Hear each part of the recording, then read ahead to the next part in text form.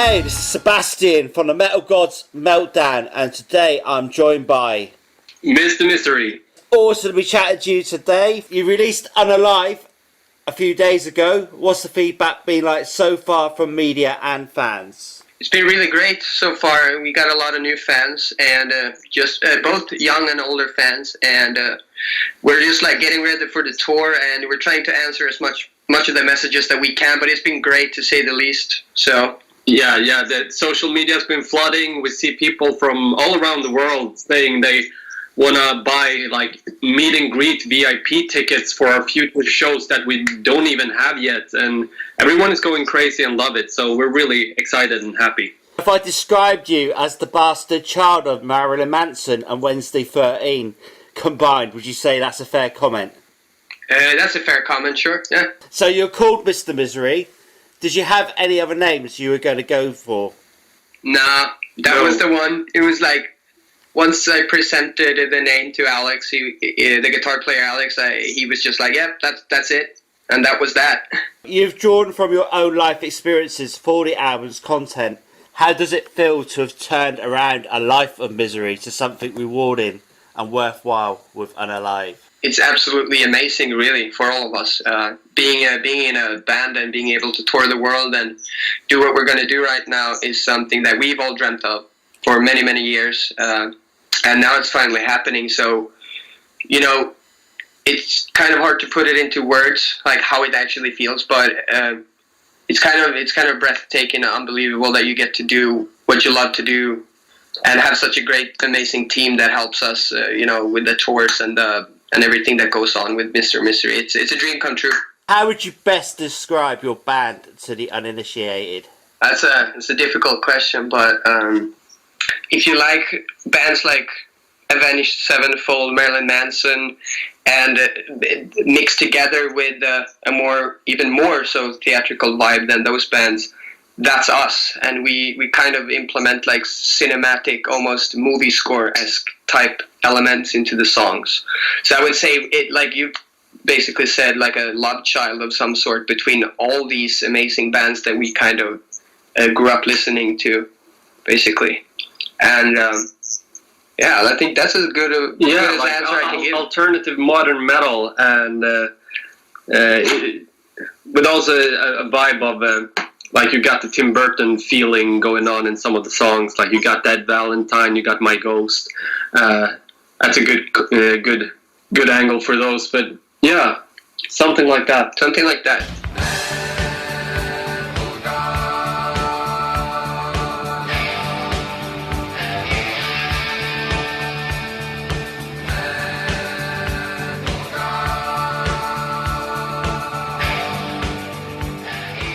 I really love the Blood Waltz video. Do you have a lot of involvement with the ideas and directions for the videos that you have released? Not so much right now, because not a lot of the music videos were going to be driven by a narrative, like another actor and something like. We actually had a few outtakes with a girl, but it ended up not being in the actual videos. I mean, in the Blood Waltz, yeah, you have the girl, but she was actually in My Ghost too, and that was edited out. But we do not have much of like a direction.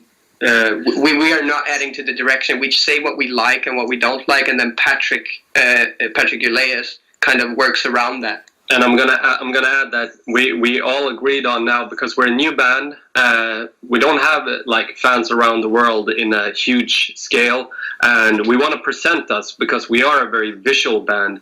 And some bands, they do a music video where they have lots of other scenes and it's like a story. But we all agreed on, like, we want to present ourselves. We want to present the band, each and every one of the members in Mr. Mystery, for the camera, for all the first music videos we make.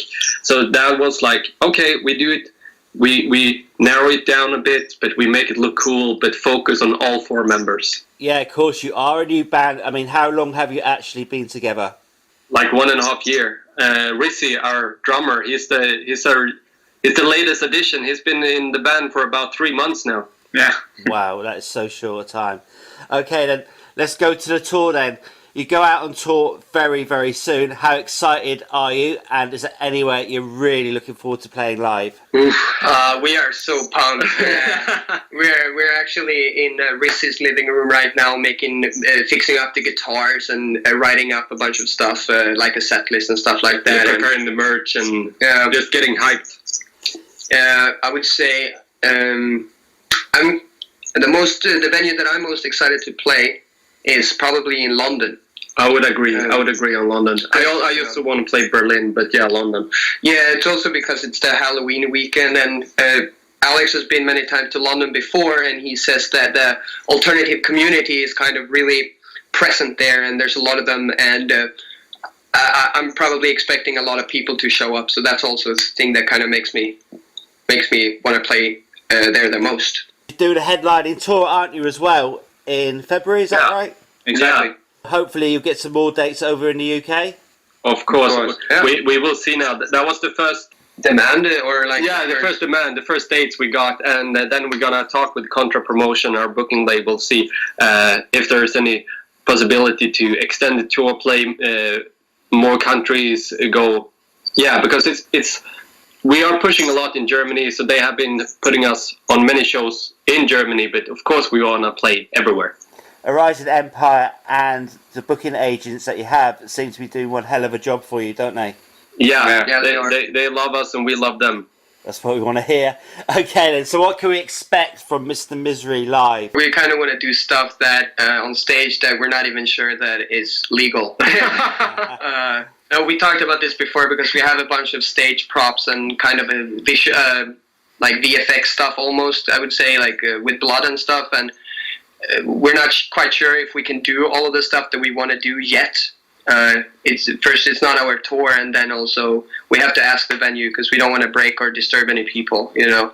But what you can expect is a show full of like youthful energy. I would say it's kind of very angry and unpredictable, which is a cool kind of thing with the band. Like we have, so you can never expect. No show is the same basically, and there's going to be lots of energy, like I said. So many bands out there. How do you intend to stand out from the others?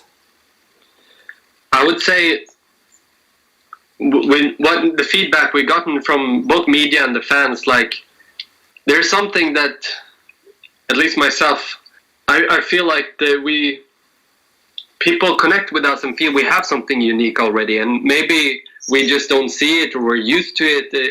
But we have the clothes, we have the style, we have the songs, we have the clear vision, we have the driven power to just do this every day as professional and hard as we can.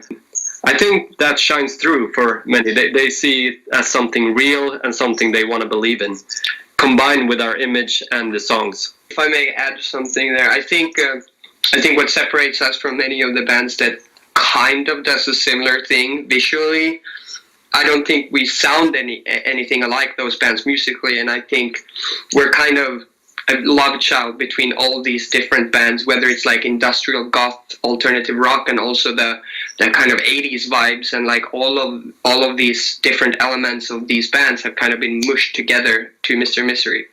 Like we don't have a straight line, we have to do this sort of music. We can kind of branch out into subgenres and pick a little bit from where we want to. And I think bands are kind of afraid of that these days. Mm-hmm. But we are not. We're kind of want to do our own thing. And that is also something that adds to the difficulty to put us in a specific genre. Like what is our genre? Like we always fail to say a certain genre because there's a big mixture of everything in there. Yeah. Totally new. I've never heard of you guys before. Which track would you play me to introduce me to your band? Probably My Ghost. Yeah, maybe My Ghost. It's a good starting. The first single that we put out is My Ghost, and that's probably what kind of gives you an idea of the band visually and musically, I suppose. There's guitar solos and there's heavy, cool riffs, and but it's also very groovy and sort of, it kind of gives you all the spices. And I would strongly recommend to watch the music video at the same time. Yeah.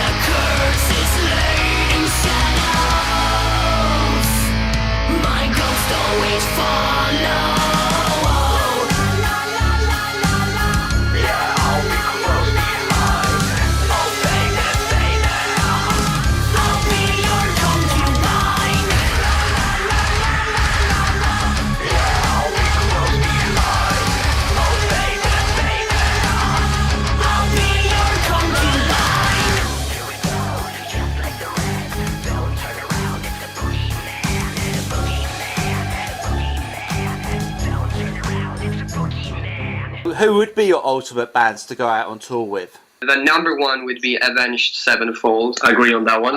The number two would be a band called Motionless in White. That is my... Sums it up. Yeah. Avenged Sevenfold would be the absolute number one because they are kind of like in a specific genre where we are too. They combine a lot of different elements in metal and gothic style and evil, and then more poppy choruses that reach out to a bigger, wider audience. So for us to play with them, that would be the perfect combination. All right, everybody's in agreement on that. Yeah. Okay, let's play with Avenged Sevenfold. Let's get it sorted. Your logo is awesome. That would make an excellent tattoo. Do you guys already have one? Yeah, we do. Someone actually sent us a picture of he got it tattooed super big on his hand. However, we don't have one ourselves. Oh yeah. Okay, we don't have one on ourselves, but a fan has. Yeah. But we will. We very will soon. get it tattooed. Yeah. We're still poor, so we can't afford tattoos. Like I know that me and Alex, we love ink, and we have ink on us right now, and kind of want to fill our bodies to the maximum. And I can promise you that there will be a band symbol on me at some point. Yeah. The album's just been released, but it's a silly question in a way, but is it? Have you already started thinking about the next album and where that's going to take you? Yes, I have. Of course. Actually, the album has been done for a long time now. It's just being released now. So there's been a lot of months to prepare for tours and do a bunch of interviews. Like, we've been laying low right now and stuff like that. So there's been a lot of time to write new songs, which we already have. We have a bunch of new songs, and we have an idea for where we can take the band and the new songs from here. We're still in the early phases of it, but there's a bunch of real bangers that we already have kind of in our song bank. Yeah. So where would you like to see yourselves in 5 years' time? Well, to start with, definitely touring with Avenged Sevenfold. But, I mean, be up with one of the big bands. I mean, maybe surpassing some of our idols. Like, not to sound too cocky, but yeah, we want to get there. You said in 5 years. I would, at that point, in 5 years, at least 3 or 4 albums, and the fact that we would sort of, everybody in the band would live off of just playing music. Yeah, that's a good answer. That's like a big goal for all of us, is to live on what we love to do, and give up on our day jobs and just do this full time. Yeah. Right, you're going to be asked this question so many times throughout your career, but I'm going to just have to ask it. Why is Sweden, Scandinavia in fact, so the bands that come out of your country so amazing? What do you put it down to? Actually, I have like a theory of that on that specific question, and I would say that in Sweden, in school, in preschool and kindergarten, the teachers and the board of the schools kind of prioritize music as a subject from a very early age, and you start the day by singing in a group when you come to the kindergarten, and you're exposed to music all the time, and there's so many like different songs for children, and you kind of hear so many arrangements and melodies as an early kid. And like I said, they also push when you get older, for you can go into like these music high schools. Like, I received a free MacBook from my school, so they kind of expose you to music early on in your life, and that can kind of build you up to a more wide sense of musical aspects. That's a theory. I'm not sure that it is that way, but our folk songs kind of shape the young minds or something like that, I would say. Yeah. Can you give us 4 words to describe Mr. Misery? Undead, restless, youthful, and powerful. And I would, maybe I would say something like driven, maybe. Driven is a good word. Driven or passionate, yeah. Undead, passionate, driven, restless. And restless, yeah. Can you tell me why we should check out Unalive?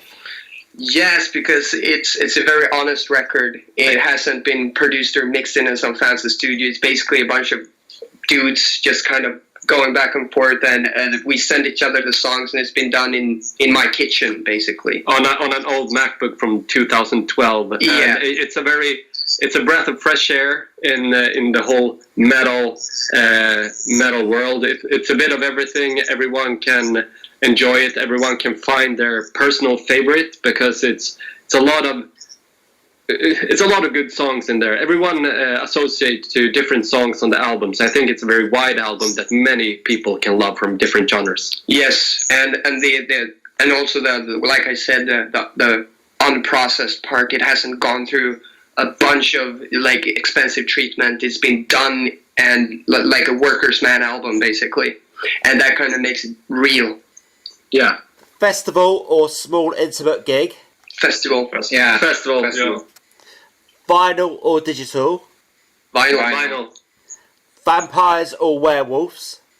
Vampires. I knew you were going to say that. Meatballs or beer? Beer. And the last one, I know you're Swedish, but you're sort of like by there. Lapland or lap dance? Lap dance. Lap dance. I knew you'd say that as well. Okay, so do you have any final words for your fans and our listeners? We will see you on tour in 3 days, and we will see you on tour again in February 2020 on our very own headline tour. Yeah, we hope we come to UK then. That's we really want to play UK a lot because we know we have lots of fans there. We love UK, they love us. We can't wait to come there. Yeah. We are Mr. Misery, and you're listening to Metal Gods Meltdown. It's so bad.